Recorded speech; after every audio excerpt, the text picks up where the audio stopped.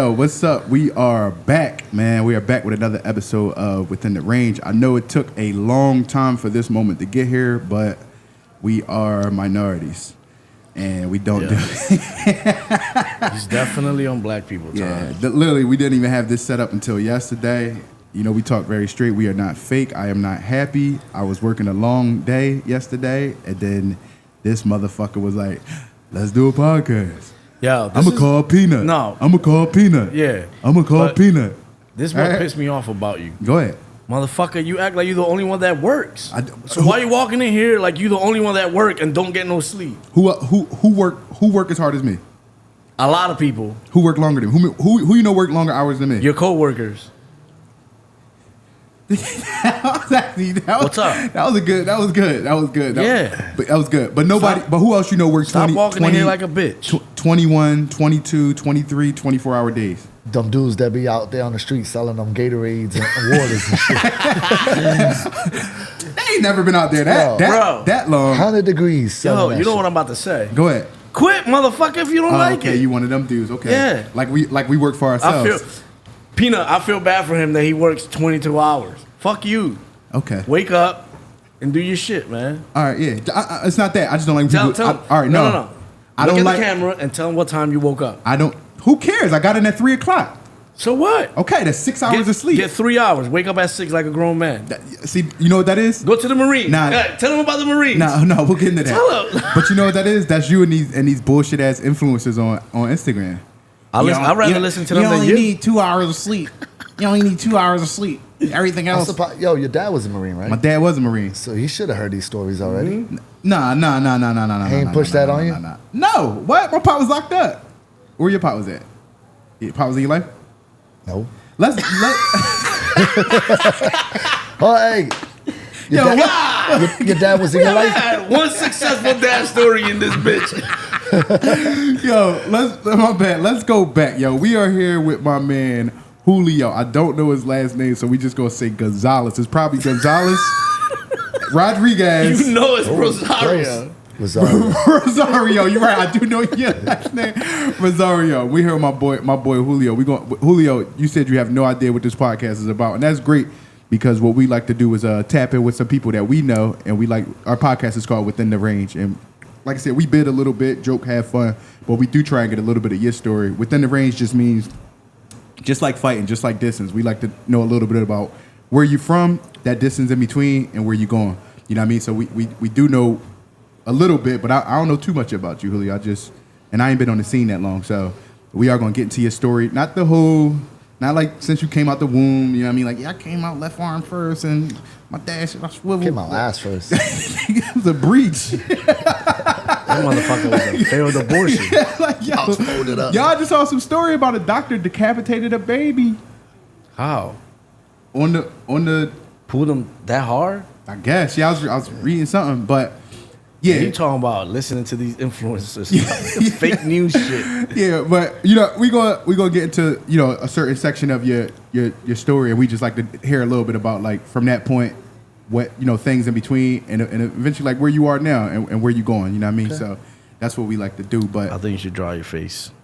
Every episode in the summer, I'm gonna be sweating. Yeah, I don't have high blood pressure. I don't have the sugars. You know what I mean? I'm not turning the air on in here. Because of the bill, right? It's not a LA Fitness.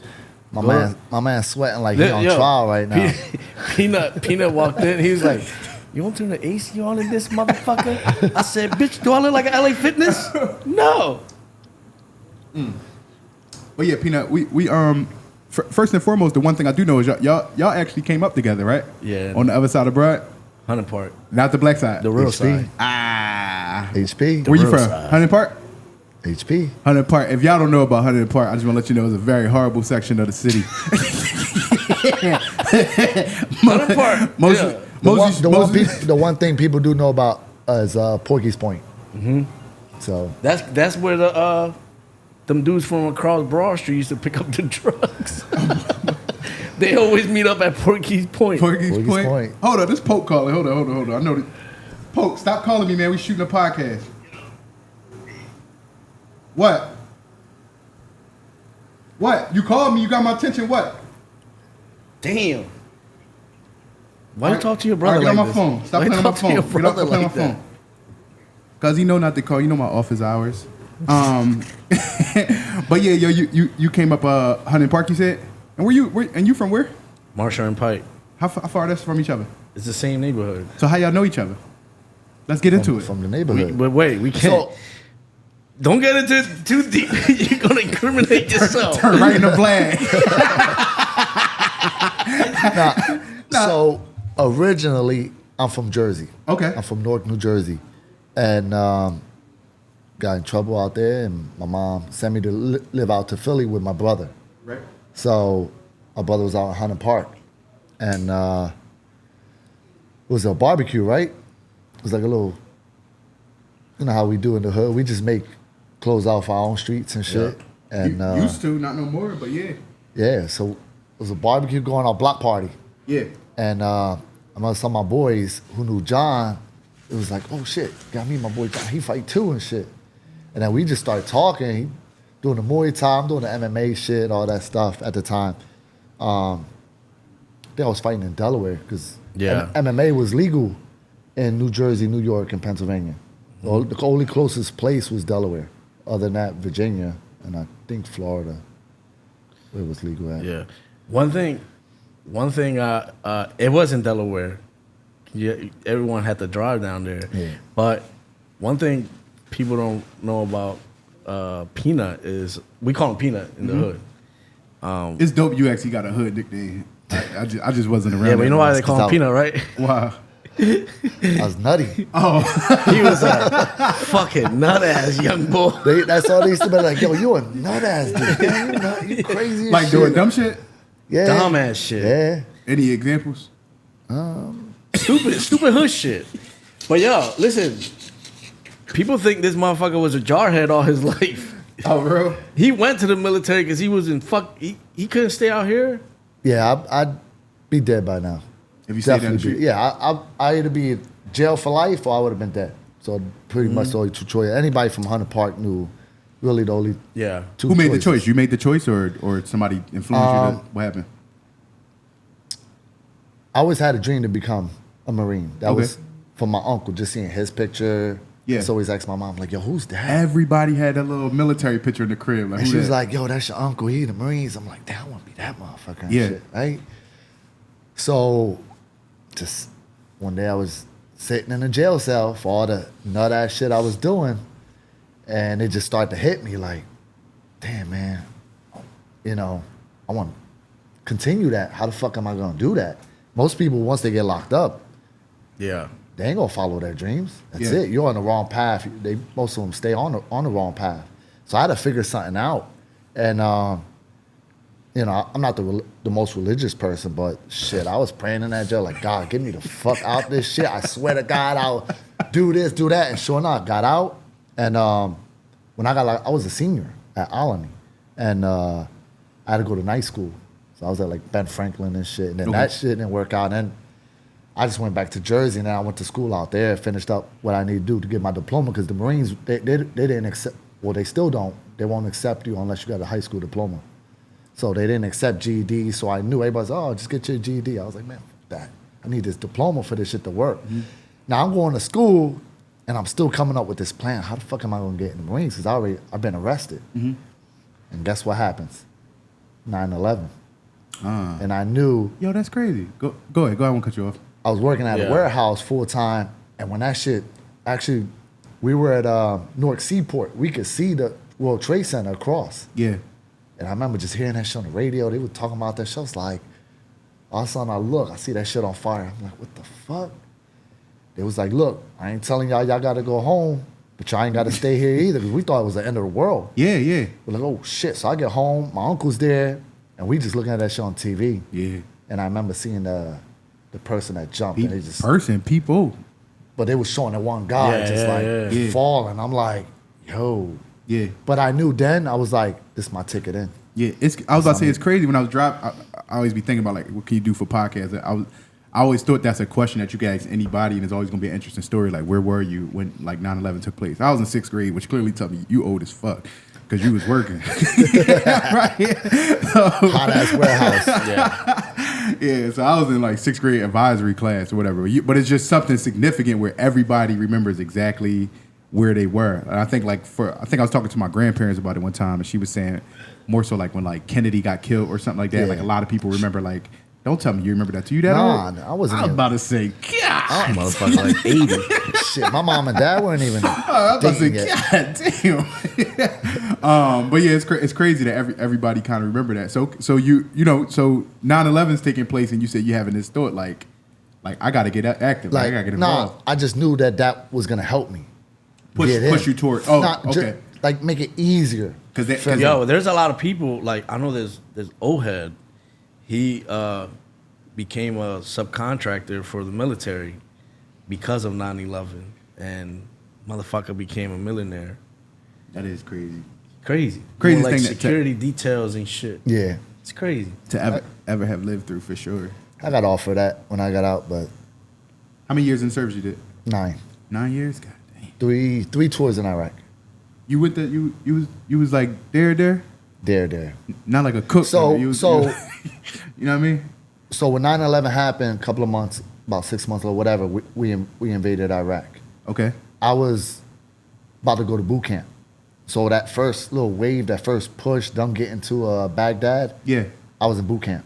Okay. I already had joined. I was like, all right, I got my diploma. Yeah, but boom. you got there when the shit was heated. Yeah, and then it wasn't like, normally with wars, you know who you're fighting.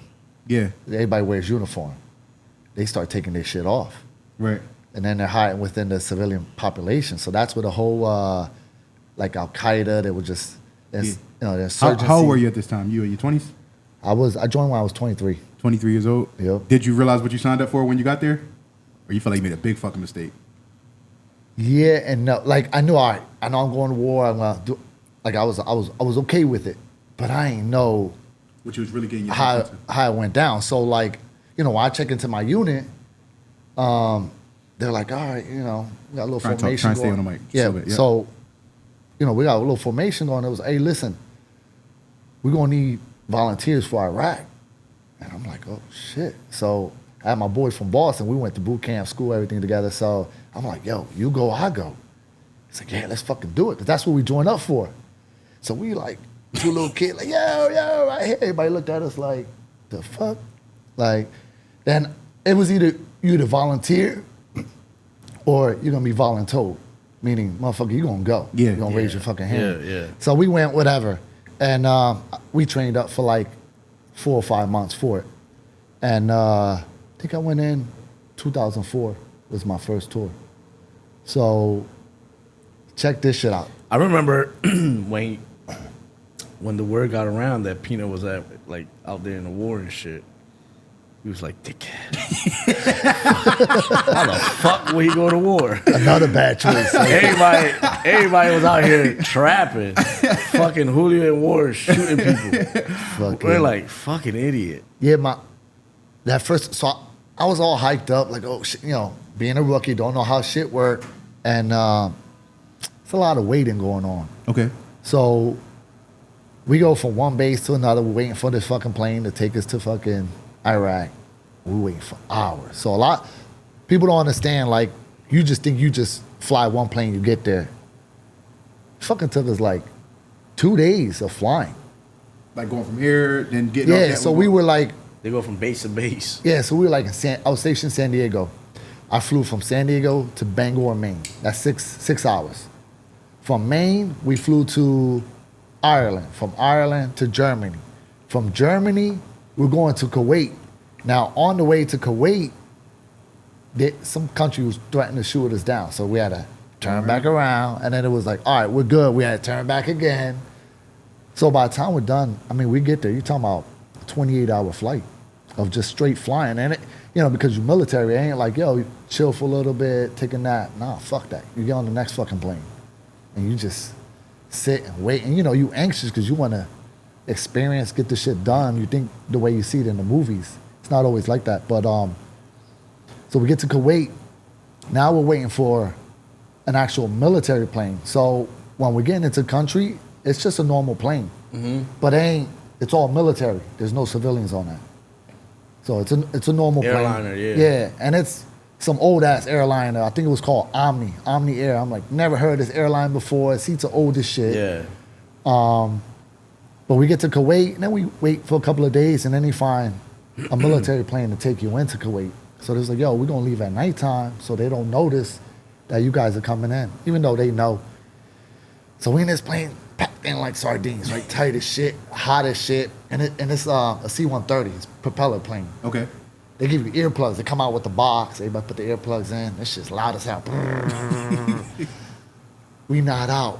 And I remember my first day going into Iraq, I hear this vibration, like this shit kind of wake me up. I'm like, what the fuck is that? Everybody's sleeping. It's dark as shit. It's just one little red light and shit. I hear this shit. It's shaking the plane. And then what you got, the load master is one guy that's in the back. He controls like all the stuff in the back of the plane, like the load itself. Yeah. And we're the load, right? So I'm like, damn, this motherfucker's moved. Something's happening. I'm like waking up to me. Yo, wake up. Something's happening. They trying to shoot us all out the sky. They shooting shit. Boom, boom. Now the plane's got to go into like. This your first day into. This is on his way to war. Yeah. So. I fucking quit. Listen. Take me the fuck back to Philly. So now the plane's doing like combat maneuvers in the air. They go up and down. Yeah. And that shit drop. It's like you ever been on a free fall in Great Adventures? Yeah. When the elevator shit drop. Oh, yeah. Okay. I got you. Yeah. That shit's like, so we're all like, oh shit, like oh shit, and then it goes back up, drops back down, goes back up. This motherfucker's like throwing up and shit, like the pressure. And I'm like, yo, what the fuck is going on?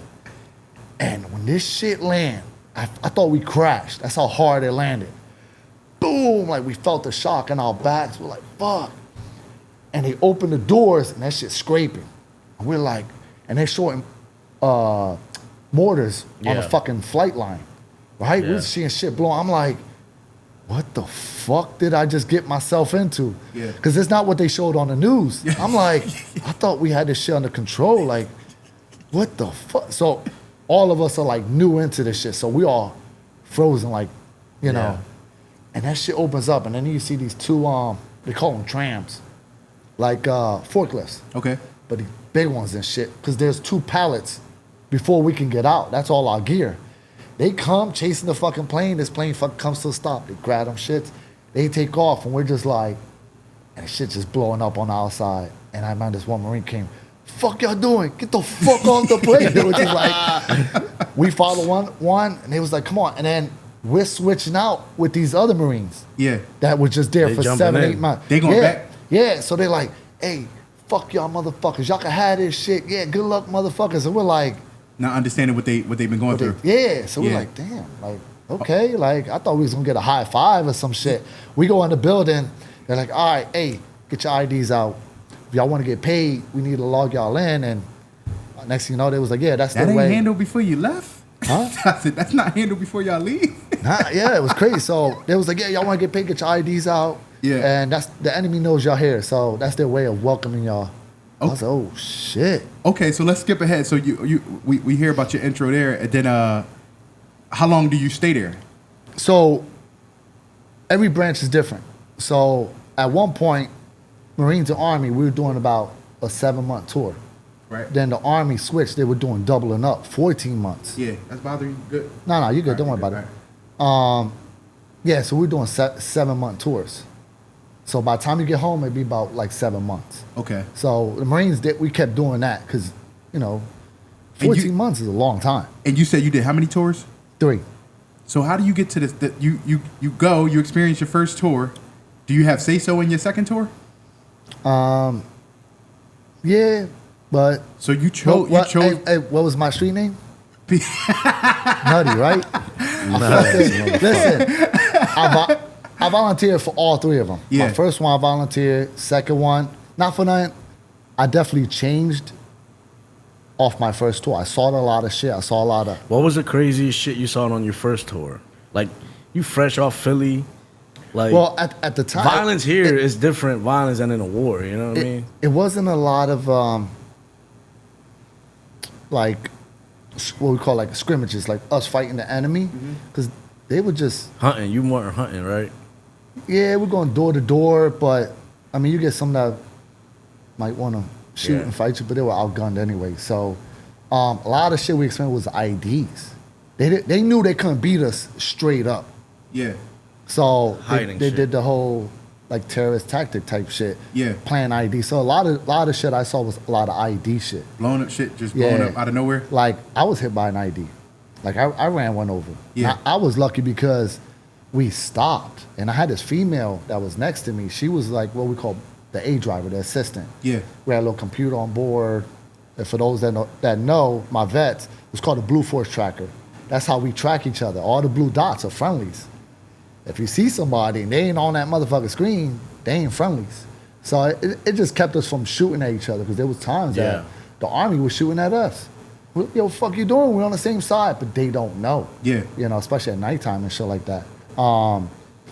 But I stopped at this intersection and it was known for having IDs. I'm fucking the girls playing Sudoku. Okay. And it was the first time she was addicted to that shit. I'm like, yo, the fuck? Do your fucking job. Look out that window. Let me know if I'm clear. She looked, was like, yeah, you good. Thank God I went slow. When I went slow, that passenger right tire, it was a pressure plate ID, meaning when pressure sets it off, it fucking blew that tire and half the engine off. God damn. Anybody So, get hurt? We got like a concussion off of it, like Yeah. being like almost like being punched. Banged up, yeah. Yeah, we were just like, what the fuck? And all the smoke was coming in and all that shit. We got the vehicles behind us. They opened the doors and pulled us out. That was on your first tour. Second. Second tour. Second tour. No, first tour. And, you know, anybody else that would have rolled through that so fast, like if you're going 20, 30 Oh, it miles would per fucking hour. flip you over. No, it would actually, by the time it would have blew, the blast would have hit underneath. And it would have killed everybody. That's what it was meant for. Yeah. You know, for me, slow rolling, because I did that and not knowing it, the Yeah. engine and the weight of the vehicle Stood on took the top, blast yeah. instead of coming underneath. So, I mean, we had the whole, I got you. The so you did 9 years in the service. You did 3 tours, right? And I guess my question, you're pretty open about saying like I'm fucked up. I know I'm fucked up. You know what I Yeah. mean? Like for people that may not understand, like what fucks you up about going to the military? Because like even like I got a little cousin. He wasn't even like he didn't even see any war. He was in the service, so he went through training and shit like that. But he really not the same. Like even just going through the process of going through the military. What is you get what I'm saying? How do people get mentally fucked up from it? Is it really just the conditioning of it? Does it break you? I know they scramble your shit all up. What you thought being a human was or being a person was, you are just no longer that. I mean, there's some people that have that childhood drama. Yeah. Like if you think of the way we grew up with the shit we saw, Yeah. people being shot up in the street, not knowing like that's trauma, but we thought it was normal. Normal, right? You know what I'm saying? Like, damn, I'm looking at this dude Yeah, with his brain shot out. Yeah. I'm seeing that shit like, damn. Yeah. You know? Like it was normal. Joining in service, some people have it, some people don't. So mentally, like we can hold more. You know? right. Because we used to the Yeah, trauma. Right. We used to, it's not. from a kid. Yeah. You get some of these kids that grew up in a great household, Environment. and then yep. they're seeing that for the first time at an older age. They don't know how to deal with it. Some of those people, like, and not to say they're all like that. Yeah. I just think, in my opinion, they lose a little of that self-control mentally. I think you know? I think that's legit what he's saying. I believe it. I think, like I said, I think most. I'm not gonna say My minorities. my people boy from the did hood. 2 tours and he's fucked up. My boy, he is fucked up, but he could control himself. Yeah. Like Yeah, we just dealing with it, yeah. holding, you know, trying to But live that every he day. also grew up in North Philly. Is a kid here, or he was training here? He came up here one day. Where he from? Is he from Iraq or somewhere? He was talking about how the Taliban took over. He Afghanistan. came up. He was trying to tell us about how rough his shit was over there. He was like, "Okay, to take my neighborhood, this and that. Like they do this, do that." And me and John was just sitting there like, It happens in my hood. like people die every day here, brother. It's like I'm not saying that's like not worse or whose situation is worse, but I guess you just become so numb to it. Like it's not like we I think the first time it is. I was 8 years old. I was a young boy. see somebody get smoked.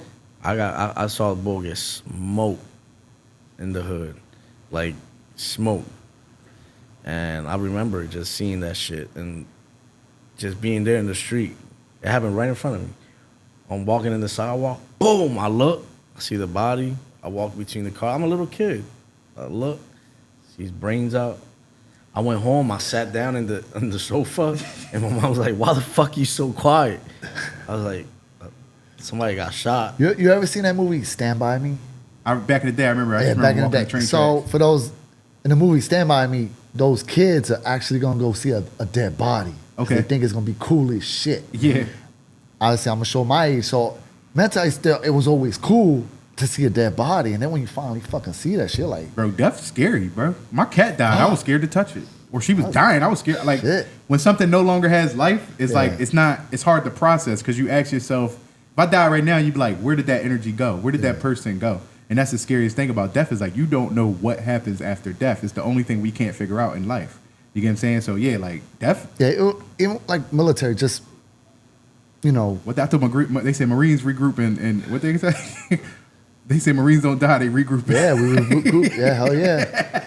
But My grandfather used to that say mentality comes from boot camp, and this is what a lot of problems that not everybody understands military people. We're pushed on this whole warrior mindset, right? Right, yeah. Yeah. But we never turn it off. We didn't get we weren't. So once you get out of off of service, there's no off switch. We taught you how to be that way, a certain Yo. way. This, that. You know what? My old job, that's 100% legit, bro. Yeah. There was this coworker that was in the military, was at the airport, military boots, his work pants tucked in the boots, them glasses y'all get. Yeah. He'll wait for his plane, binoculars out, knee pad.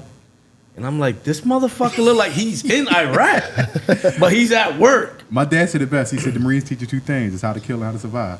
And that's what they leave you with. Overcome and adapt. That's it. And that's kind of like, and you're right. My pop same way, where it's just like that's the only two times he on. Like, it's either violence or survival. You know what I mean? So it's like you never hear him bitch about nothing, never complain about nothing. It's almost like he just kind of just figure it out. But yeah, he said that's the only thing he felt like. And he I got just from Marines. recently just figured that out. Well, not for because my therapist, for those don't know, but a couple of months ago, I want to say it was November timeframe. I was going, like, everything was just coming down on me. Life. And like I mentioned in the military, you're taught to, like, if your shit hurts, like I've seen dudes fucking march 20 miles with a fucking big ass pack. And, when we take our boots off, motherfucker look like somebody took a knife and cut the meat off his heel. And I'm like, bro, like, that shit didn't hurt you? But we're taught, suck that shit up. Keep going. Fucking keep going. Yeah. You see pictures or videos of Marines being in Iraq, being shot the fuck up 6 times, and they still got that. There's a famous picture of this first sergeant where he's got the fucking pistol in his hand, finger off the trigger. Regardless, what happened to him, he still thought about the mental discipline and the safety. Yeah. Keeping his finger, he was like they were taking him out of a building. But again, we're taught that it stays on. They never taught us how to turn it off. That's the problem. But my shit was always on, no matter regardless if it was Up until recently. Still. To this day. Relationships, Yeah. family problems, business problems, just your everyday problems. And I just dealt with that. Yeah. Held it. And a lot of veterans do it. And there are people that do it too. And just around that time frame, that November time frame, I just couldn't do it no more. And I'm okay with it, talking with it now. Yeah.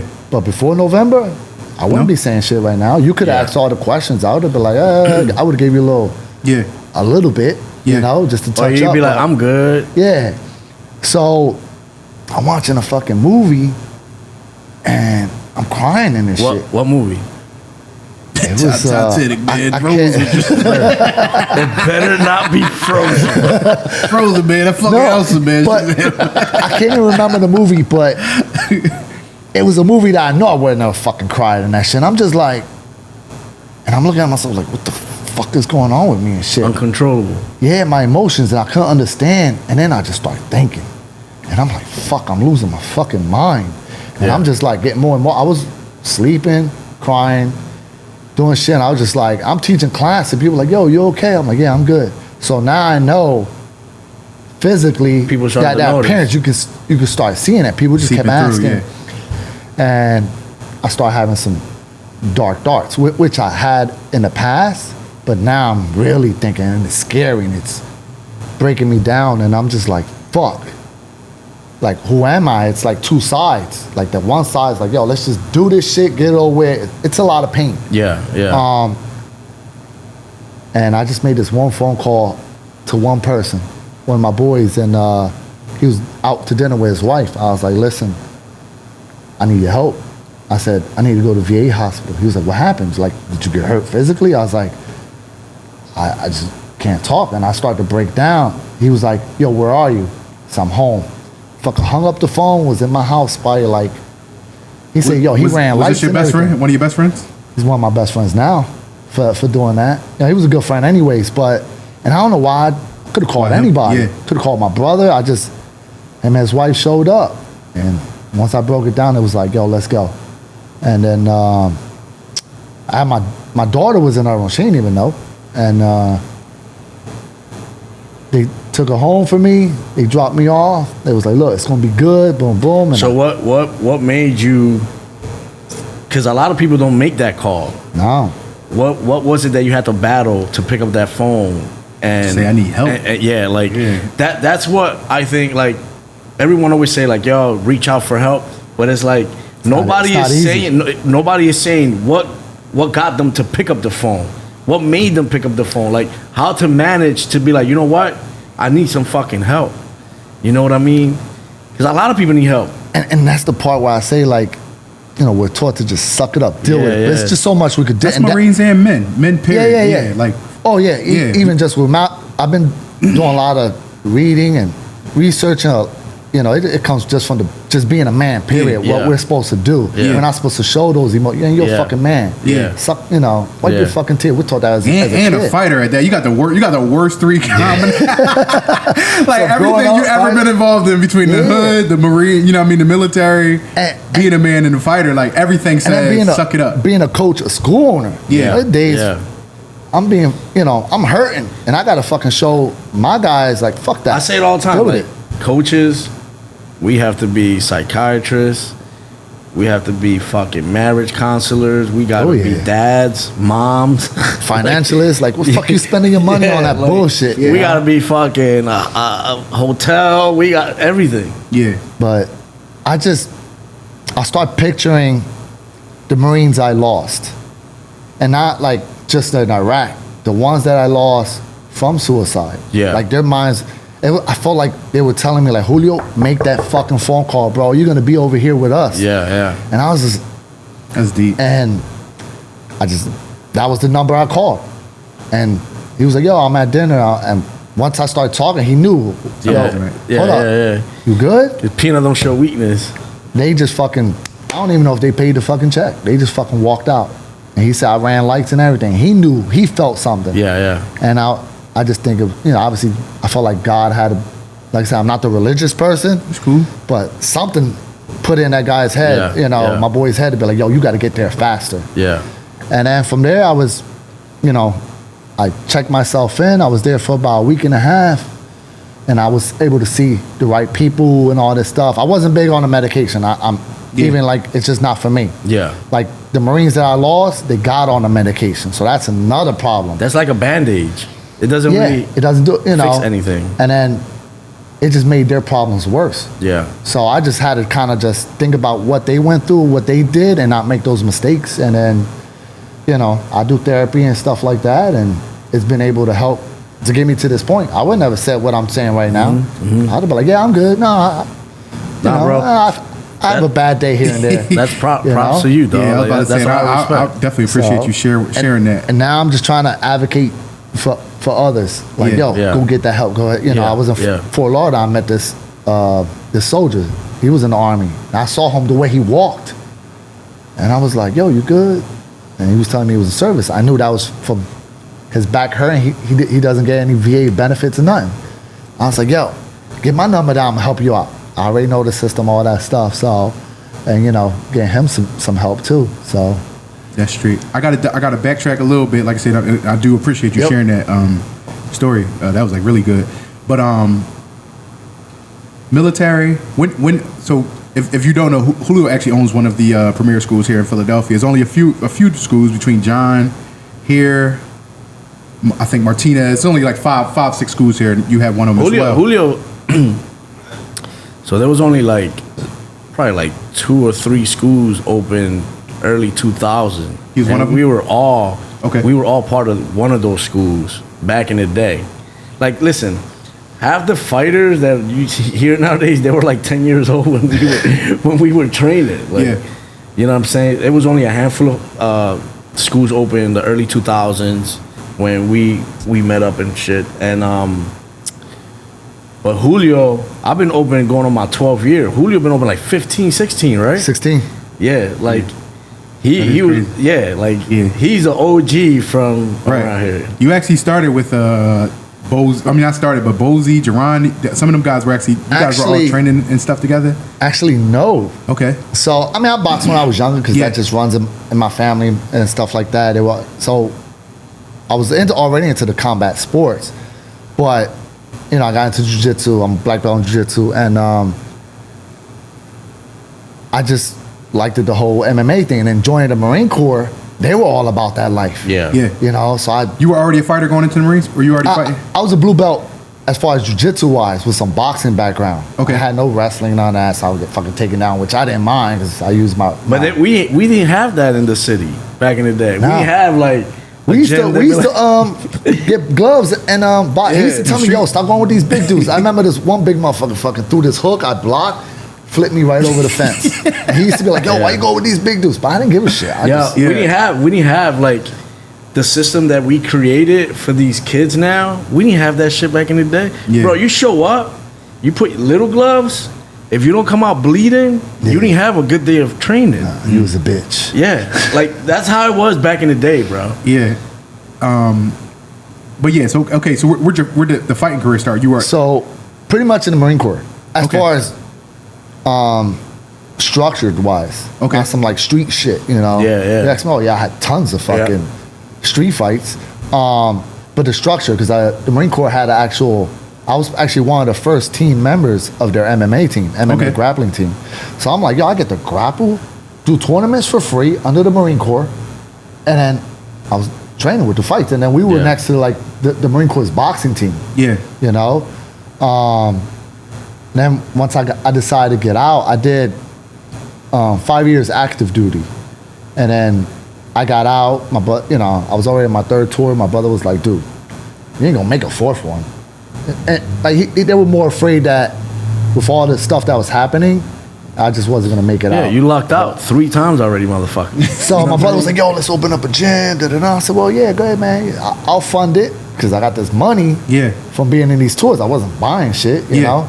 And to go back, you could save some money if you smart with your money, because like you said, most of the things you need are being provided to you. Yeah, I mean, military, as far as medical, dental, you ain't got to pay none of that shit. Yeah. Food is given to you, that's free if you're living on base. But even when you live off base, You get they give you vouchers? like, at my time, it was like $1,600 a month to find an apartment. Okay. What? And it ain't like the rent the way it is now with the inflation and all that shit. So I was roommating with 3 other dudes. So my rent with utilities was like $400 or $500 a month. I was pocketing $1,100. I used to live I in ain't Fort pocket. I Andrews. fucking went drinking and blowing that shit off on me. And to see a base, like, yo, bases was like a resort. Some of them, like some of them are actually good, like they're supermarkets, huge. Pizza Huts, everything. Yeah, well, I was at Camp Pendleton. That shit had like 6 zip codes. Oh, word? Yeah, that's how it's big like that a shit fucking was. city. That is really pretty crazy. But yeah, I just feel like, because I feel like some people go to the military, but they don't get nothing out. Like these dudes do 3 years and they just come out with like a Chevy Impala. Yeah. And I'm like, well, what did you do with the money? Or did you take advantage of those? Drinking and clubbing, man, or strip clubs. Dang. That's all, because you get a lot of downtime. It's not, the fuck do I do? Yeah.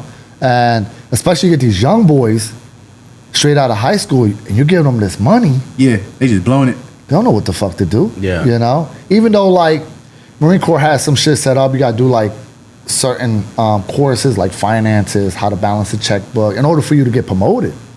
Okay. So there's some stuff set and structured. Now, does it stick to you?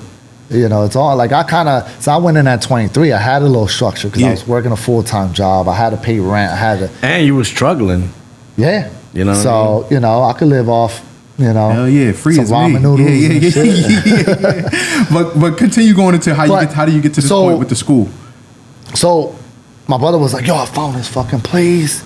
Da-da-da. And I'm like, he sent me pictures and I'm just like, I'll fund it. all right. Well, he goes, yo, you know, the landlord said he'll give us fucking 3-4 months rent free. All this shit. I set it up and I was like, well, I need you to set up because I can't. I'm still in. I won't be able to come home till a certain time. So, long story short, he set that shit up. We opened up in 2007. Okay.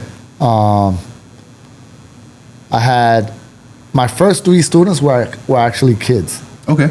So one, most people do. If you're big into the grappling, female wise, was Danielle Kelly. Danielle was, I think, my second or third student. So one of the 3 joined the Marines, came out. He's back in my gym right now. Okay. Oh, for real? Yeah. That's dope. So one of the things we really push is that whole loyalty shit, like, you know, stuff like that. But Yo, his gym. So one thing I say is his gym. You know. plop, plop, plop. You know the owner and the head coach is a fucking. When I went that day, I felt weird because I was wearing a black gi. I was like, yo, everybody in a white gi, everybody clean. Everybody, that shit looks sharp. It's sharp.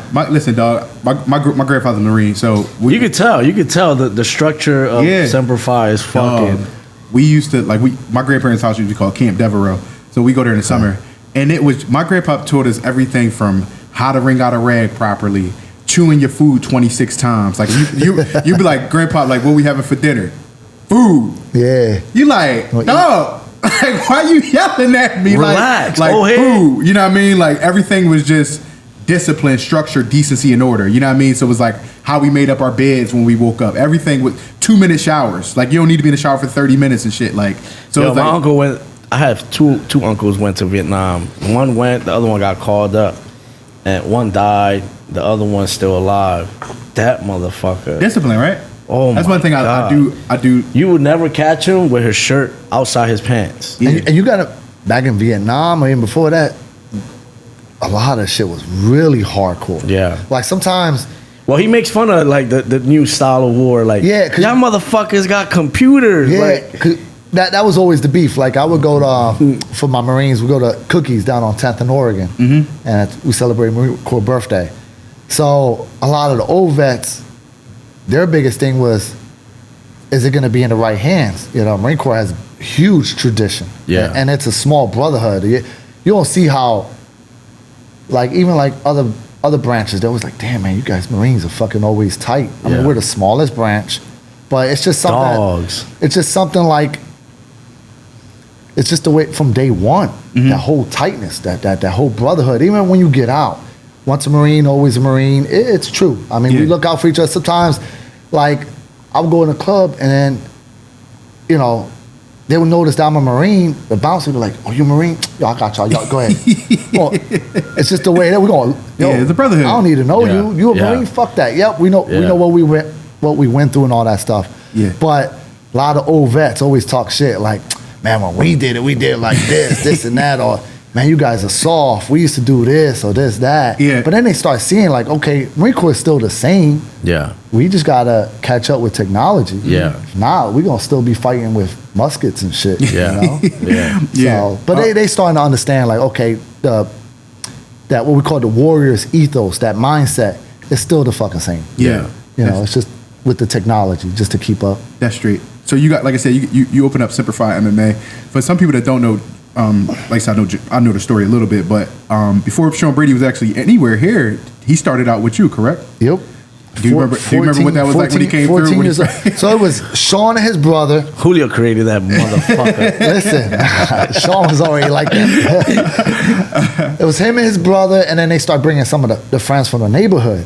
And his brother Brad owns Brad Mason. concrete, Yeah. Yep. the masonry and stuff like that. So they used to pair up and they used to fight each other. Yeah. They still Fist- do. Listen. You go to a party, those motherfuckers rumble all the time. No, they fist fought each other in my gym, arguing on how to hold fucking pat. No, you hold it, They're motherfucker. retarded, And they would drop and they would fight, and then me and my brother separating them.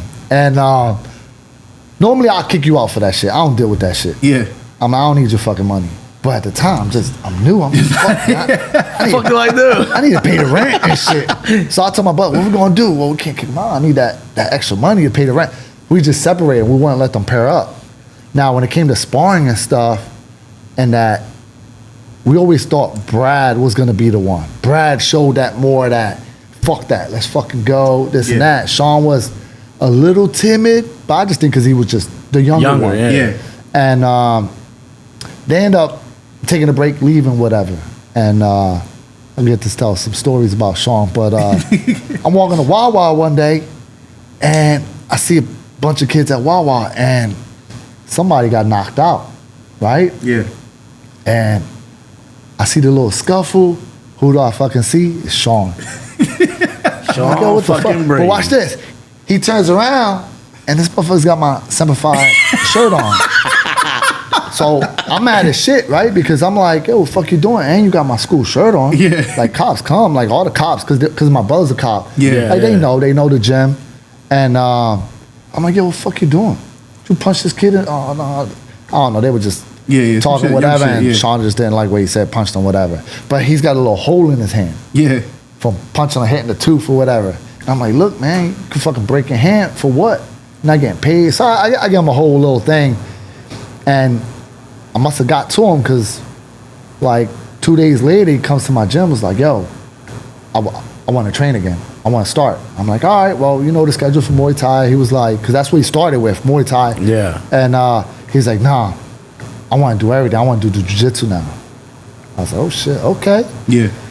Start working the jiu-jitsu, and then from there, one thing Same led to stuff, another. right? Yeah, so Yeah. it's where he's at now. But same thing, same work. You know, that push, that whole Marine Corps style, like just pushing to make sure he was disciplined, things like that. So he stuck with it.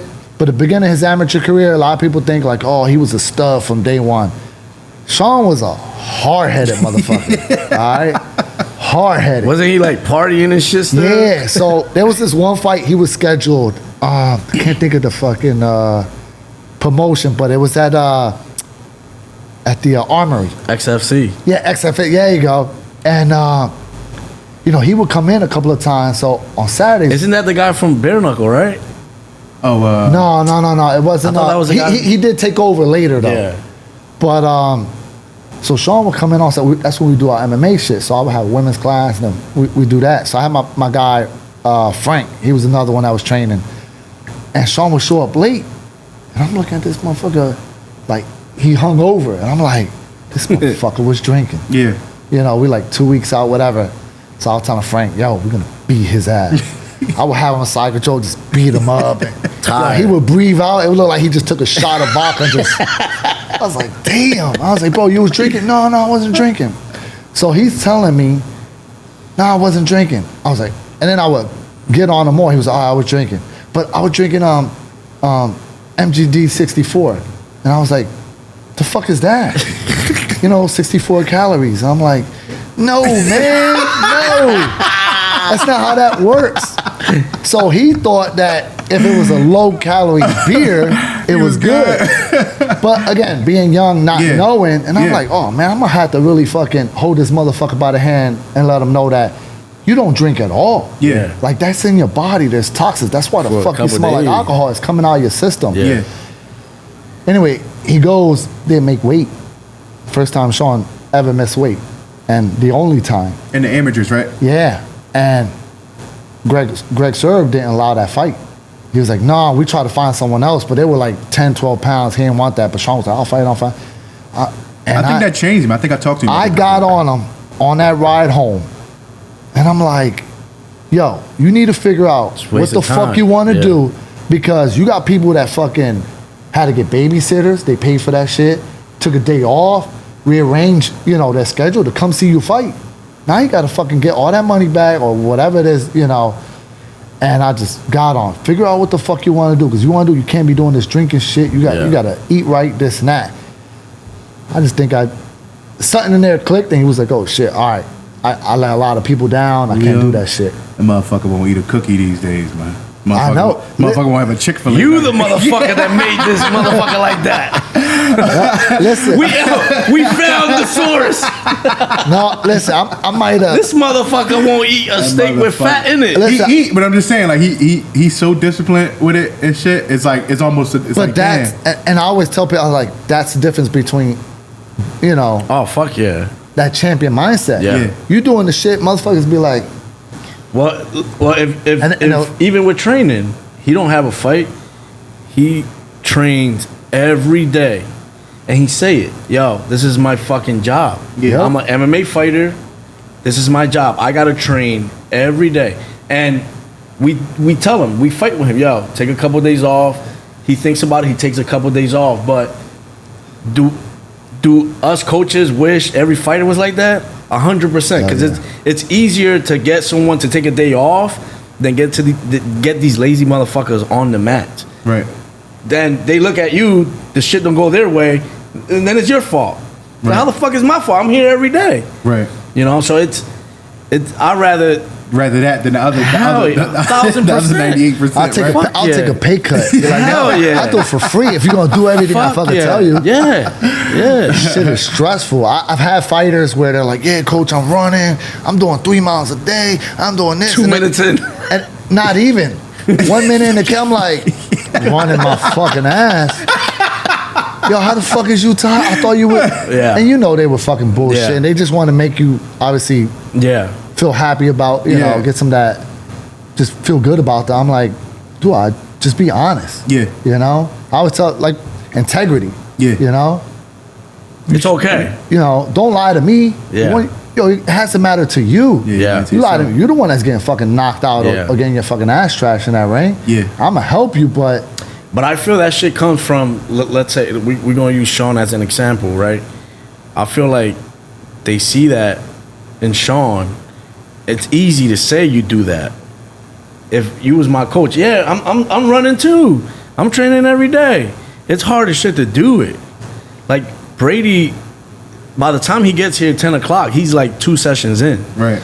You know what I'm saying? Yeah. A run, a lift, training, strength again. And it's hard to see, you know, we keep it real, whatever. It's hard to ignore that. Where it's just like yo, or you be like yo, like you gotta admire that yeah, shit. but- man. Run, like motherfucker, I already ran 5 miles this But morning. for that to happen, it's a lifestyle. Yeah. Like, think about your lifestyle.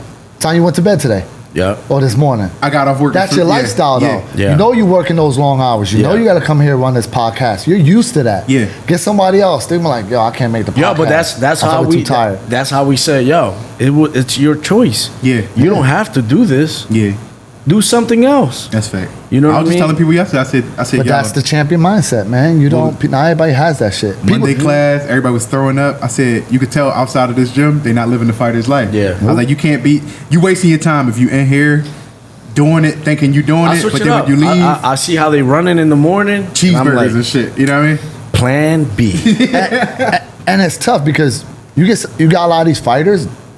They're not making money. Nah. They're barely getting by. MMA is a broke man sport, So bro. you got dudes that are eating ramen noodles, McDonald's, because that shit's cheap. You Yeah. can get a lot for the for the that buck.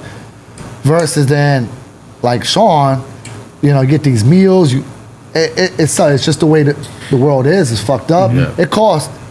It's cheaper to eat like shit, which is bad for you, than it is to eat the right Healthy, way. yeah. Buy these vegetables. I went Walmart. Yeah, I'm buying shit. I'm like, God damn, they want this much fucking onions, Yeah. and I get it. It's hard, And some of these guys, they just got no other fucking choice. I gotta eat the McDonald's. I can't afford nothing else. Yeah.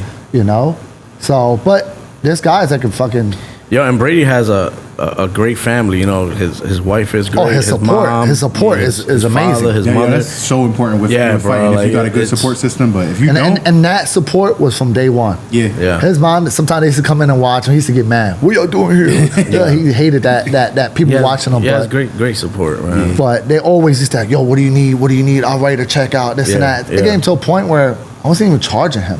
Yeah. He had to work. He always wanted to train, do this. And Well, you want to train someone like that. You know, like they're doing their part. You know make your job saying? easier Yeah, too, man. yeah. It's like So it makes you want to get up and go coach. Yeah. You know, sometimes like fuck, I got to deal. If with you this in coaching for money, you like I said, you choose. Listen, when a coach snaps, it's because he's going through it with a slacker. You know what I mean? It's so annoying. You know what I mean? We already got the pressure of keeping the business moving forward, right? Like 90% of the MMA gyms don't operate because of fighters. Yeah, They you operate told me your because kids class keeps you afloat, right? Your kids class is great. The regular people that just want to learn is what keeps these businesses open. Right. Fighters is just extra. Right. And you want to. The problem is you want to see these guys win, but a lot of times they don't do what they need to do, and it's like, motherfucker, I'm not a miracle fucking worker. You know, like. You have to do your part in order for this shit to move forward with your career. Yeah. They expect us just because we be like, yo, throw a 1-2. You're going to go in a fight, and it's just because I say it, it's going to land, and it's going to knock the... It doesn't work like that. Yeah, I mean, coaches like us, that shit's coming from the heart. We're not doing it for, like, the money. I mean, yeah, we'll get something thrown our way.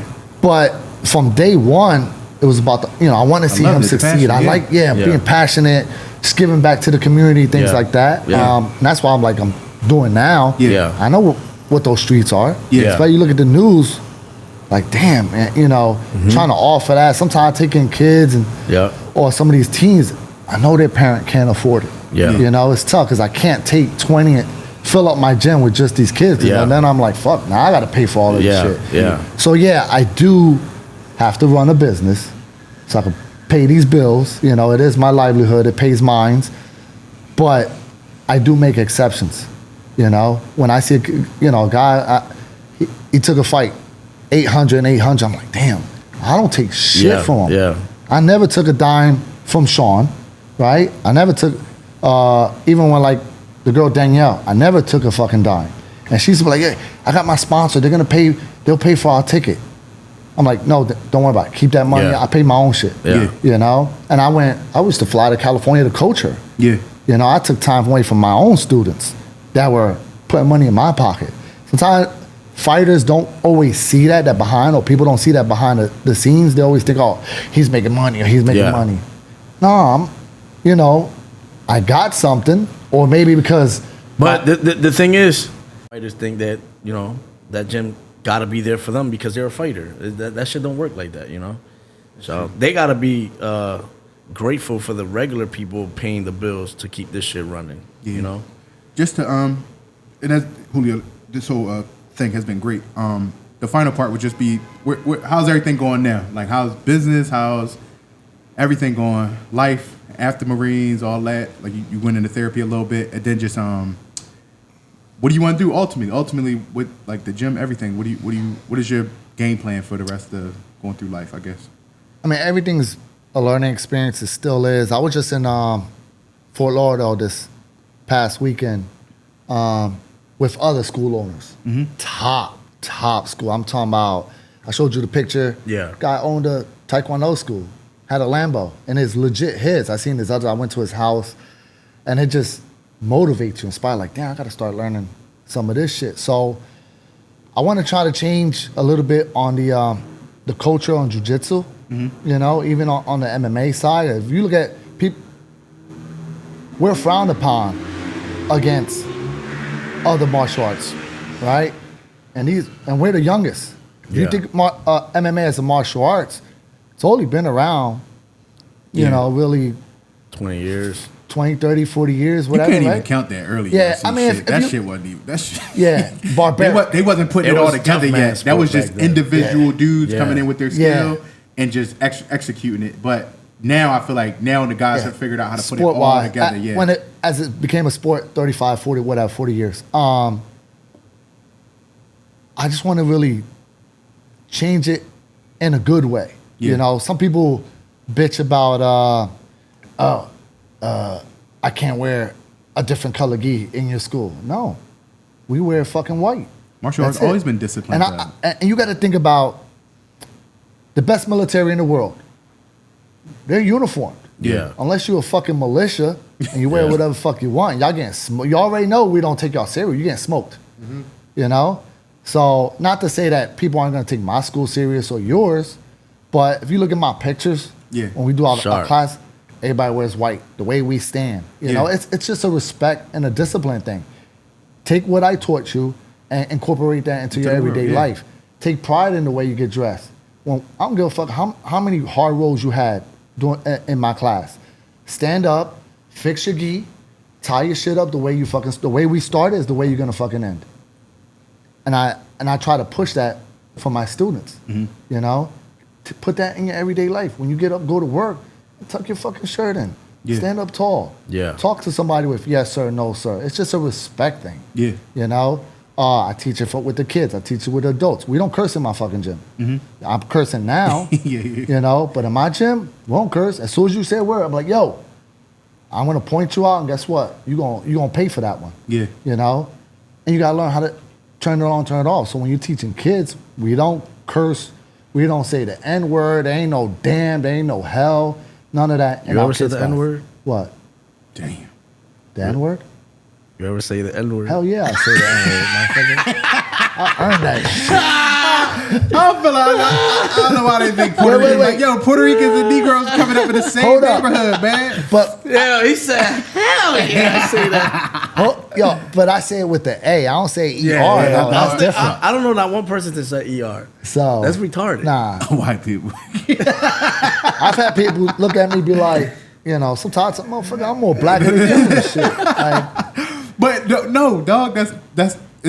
That doesn't have to be explained. Yeah. Like, I know where you from. no, but I say in the like, hood, nobody explain would yourself. ever. Yo. Nobody's ever gonna question a poppy boy like, "Damn, what's up, my nigga?" Like, But I like we're saying it as we're talking, Yeah. as a Yeah. slang. I'm not saying it like I'm talking Literally, to you yeah, and yeah. calling you the N word. Not in that sense. no, No, that's not explained. Nobody's gonna ever explain that. He from Marshall Street. You from Huntington Park. Nobody's ever going. You know what I mean? Yeah. That's not even a question in the hood. Like Yeah. we came up under the same struggles. Like that's how we talk. Yeah, but- it is. in the gym, I'm not even. Yeah, that's different. Yeah, That's the no. difference. You're not Yeah. from where I'm from. You know what I That's mean? different. Not him. He the worst. I just He try the to absolute tell worst. people, look, it's on and off, it's just an on and off switch.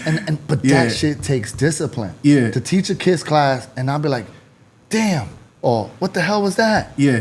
Can't say that for the kids. Yeah. You know? It's on and I've learned that it was hard, especially Yeah. coming out the Marine Corps where all we do is just curse. Curse. I was like, my brother was like, yeah, you're gonna run this kids class. I'm like, yo, I can't. I would like talk, okay, so we're What gonna the heck, Billy? Billy, what the heck? I would just talk slow as shit just so I could catch myself not saying it. But now, kid would be in this right now in this office. Yeah. I wouldn't curse. It'd just be an officer. But again, it takes time. It takes discipline. It's just something I learned throughout the years. But I'm just trying to just change that culture, that aspect. I want Yeah. people to think like, oh, you're a jiu-jitsu guy, you know? All you guys wear is stinky ass gis and fucking got ringworm all the time. I want to change that. Yeah. You know, oh, you're an MMA guy, you got no fucking discipline. All Yeah. y'all do is fucking curse. Y'all barbaric. Kind of need to change that, how people look at us, you know? Yeah. It's a great sport. I love it. But there are some changes we definitely got to We change. sloppy. It's hard to do it with the ones that been in it for 10, 15 years, but you can start with the younger generation. Absolutely. You know, you could be an MMA fighter, you could be a jiu-jitsu guy, be solid and have some structure behind it. Yeah, I agree. I agree. Yo, I want to attack just the elephant in the room while y'all here and y'all Spanish. Quick question, man. Why at the poppy store y'all be letting the cat sleep on the bread? Oh man. First off, let me tell you something. I seen that shit too. I seen that shit too. All right, nigga, let me tell you something, nigga. Look, Cause that's where the mouse be fucking trying to eat first, man. yes, The but mouse eats the bread it's- first. It's Dominicans. We're Puerto Ricans. We don't own corner stores, motherfucker. I told you this shit 1,000 times. We We're used to. Dominicans. Not all the Dominicans own that shit. We own. There's a couple of Hold poppies. up. All the Dominicans own They that run the inside of the store, Dominicans. We run the outside. shit. Yeah. Our store is outside them doors. Yo, Julio, I'm gonna end it on a serious note, man. I want you to do me one thing because I love your story. I love everything you was able to share. I want you to look right into that camera. We aren't the biggest platform, but screw it, we're gonna take advantage of it. I want you to look right into that camera, and you being a vet and you going through what you're going through. Is there anything that you could just tell anybody who maybe, like I said, let's just attack even mental health, whatever. What that phone call you made was so important to your life, and what would you say to somebody who just doesn't know what to do when they get to that breaking point, in a sense?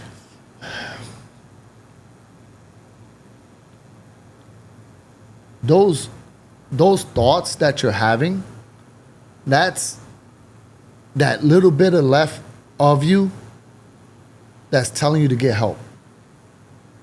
Eventually that's gonna go away, and I hate to say it, but it's gonna lead to something where it's gonna hurt your family. It's gonna hurt the people that really love you and care about you. And I know it's mentally, I know it's fucking painful. And sometimes the best solution is just to be like, yo, I just want to end this shit. Because I've been there, I know the fucking feeling, and I know that fucking pain that no one, or at least we think that no one's really gonna understand. But you gotta go ahead and just do like I did, man. I fucking hit that fucking number and somebody picked up. There are people that, like myself, that are willing to help you. Follow me on Instagram, follow me on Facebook, shoot me a message. If you want to talk to me, I'll fucking help you out. If you're not sure how to deal with the VA, get that compensation like I did, I'm 100%. For those that don't know, 100%, it's good money, all right? I got medical, dental, eye now. That's a relief off your shoulder. So if you're struggling with work, man, you can use that extra money. The benefits are there, and I know that shit'll help. It helps me, but, I invest that shit. I just, but it's there. And I know that if I'm gone, my daughter's gonna be taken care of. We gotta start thinking about that. So if you got kids, you gotta think about what the fuck how that's gonna impact your child, your wife, your family. You might not think nobody cares. There's people, somebody out there cares about you. I might not know you, but hey, I give a shit. So shoot me a message. I'll give you my number. We'll talk, and I'll tell you what I did. I'll tell you what I felt. But it's got to start with you just reaching out. Reach out, and I'll fucking do the rest. I'll help you out. I'll guide you. We'll get you the help. But there's definitely help out there. So I don't want to hear that shit that there's no help. There ain't nothing. So that's why I want to do it. That's fucking bullshit. So I don't want to call you soft, but you're choosing what I say an easy way out. Fuck that. There's a better way. I'll fucking help you. I'll show you. So, Julio, my man, it has been fucking my nigga Peanut. Yo, sign up, subscribe, man. Like I said, I'm sorry our content isn't as consistent, but we trying to figure this thing out, and we gonna get this thing going and just keep bringing you. It may not be people it may not be the most famous people. Don't matter. Like I said, if we bring them on the show, trust me, it's gonna be a good story behind it, and we just gonna keep doing it, man. We trying to figure this 100%. Thing out within the range, man. Thank you, man. I appreciate it. Thank you guys for having me. Next time.